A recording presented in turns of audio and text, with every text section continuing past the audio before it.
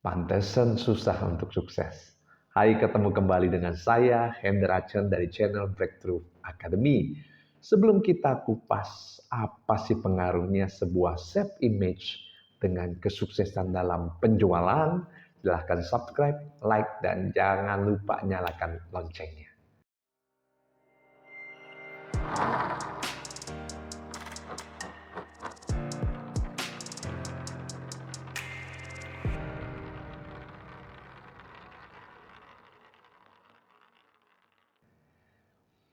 Seorang sales sudah diperlengkapi dengan knowledge, skill untuk mempresentasikan keunggulan produk atau jasanya.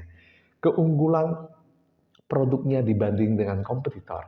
Siapa yang akan menjadi target market dan sebagainya.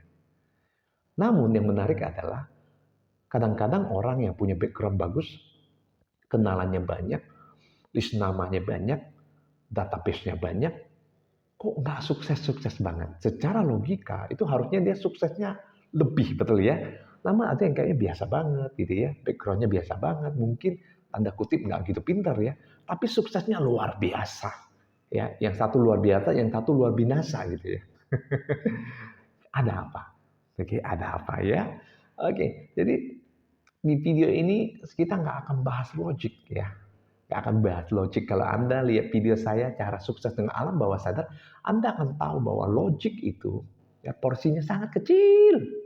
Oke. Dan untuk Anda supaya nyambung, silakan lihat video saya dua hal yang lebih berbahaya dari nggak percaya diri, cara meningkatkan kepercayaan diri, dan pastikan Anda nonton video servo mekanisme.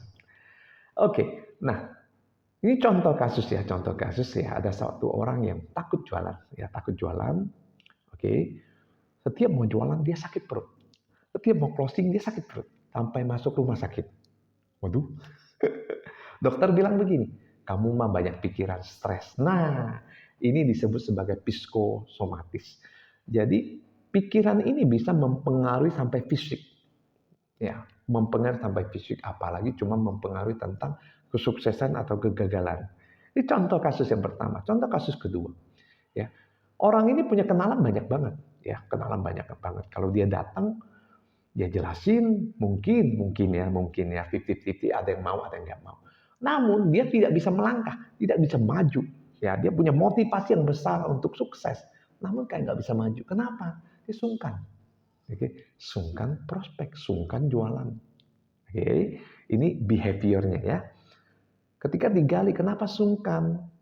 Dia bilangnya nggak enak, nggak nyaman, takut diomongin. Nah, karena salesnya ini orang terpandang juga ya, punya pamor. Semua kenal.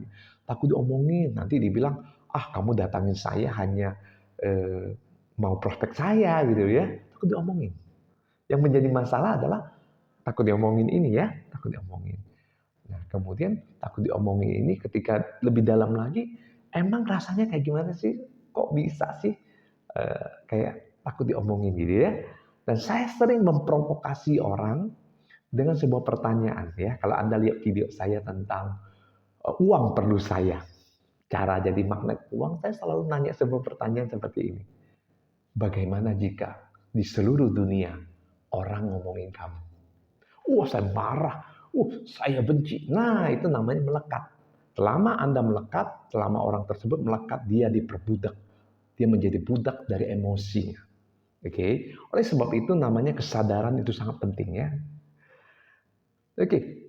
Waktu ditanya, emang kenapa? Ya, saya merasa, emang kenapa kalau semua orang ngomongin kamu? Waduh, saya merasa kayak terkungkung.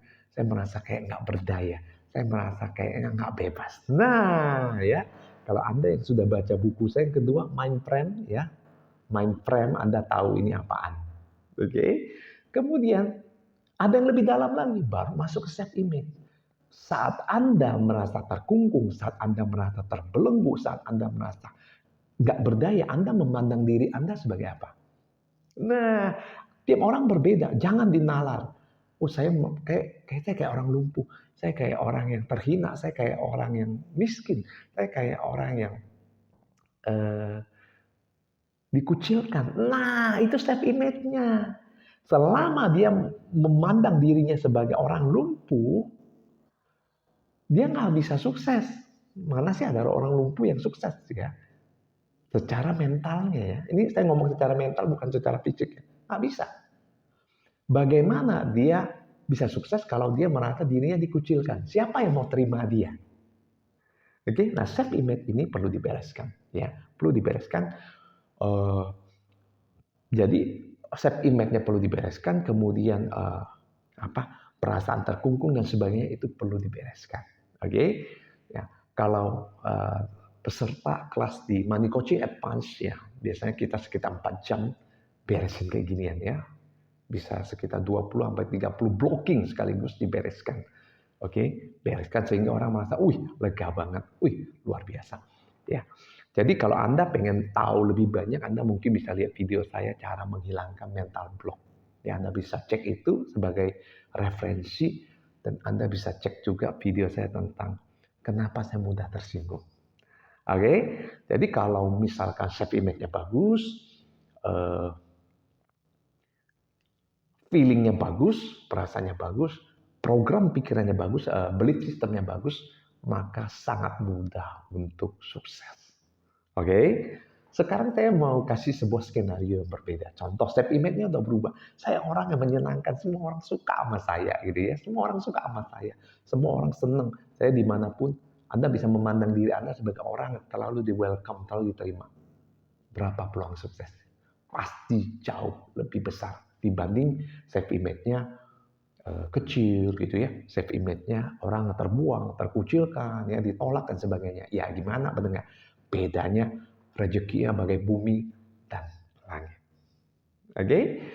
Kalau Anda merasa video ini bermanfaat, silahkan share dan jangan lupa komen jika Anda punya pengalaman yang mirip-mirip ya atau ada pertanyaan. Saya tunggu ya. Thank you.